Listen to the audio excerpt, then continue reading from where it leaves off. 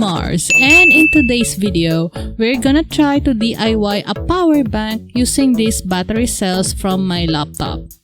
It doesn't work in my laptop anymore, so I decided to crack it open and get the cells out.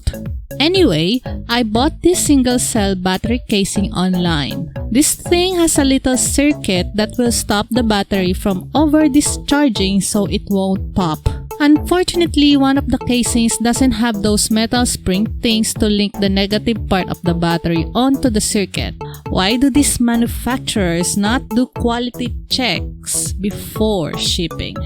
Well, we'll just work something out.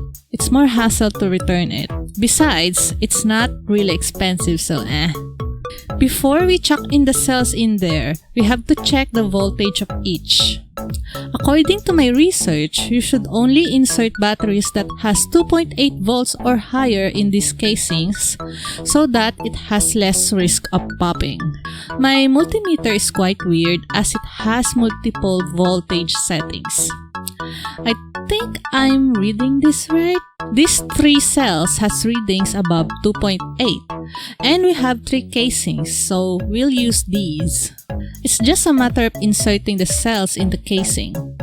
Positive is on the top part and negative is on the bottom part where the spring thingy is.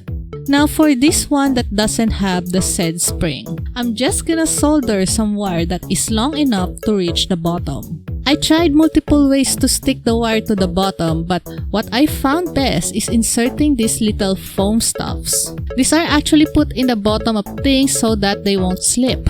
They are squishy enough that I can tightly fit the cell in the casing all while it's making contact with the wire.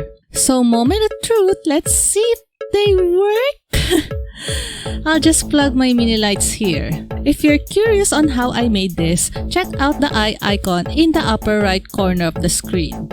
I only used a chewing gum tin, some LED strips, and USB wire to make this. Well, would you look at that? It does work! Hooray!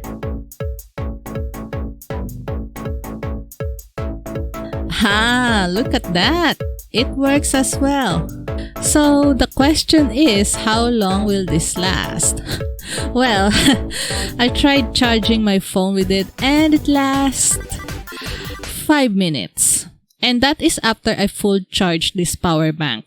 I guess the cells doesn't really have much left in them. I'll buy some new cells and we'll just give an update later. Overall, I think this project is a success. These casings work, it can power stops to some extent, and my garbage soldering works. I hope you enjoyed this video. I like doing baking, DIY stuffs, and a new hobby of building Gundam models. If you like to see more, make sure to subscribe and ring that G-dang bell to receive notifications. Feel free to dislike if you didn't enjoy it, it's okay. Any kind of engagement will help this channel a lot. Thank you so much for watching and I will see you in the next video. Bye!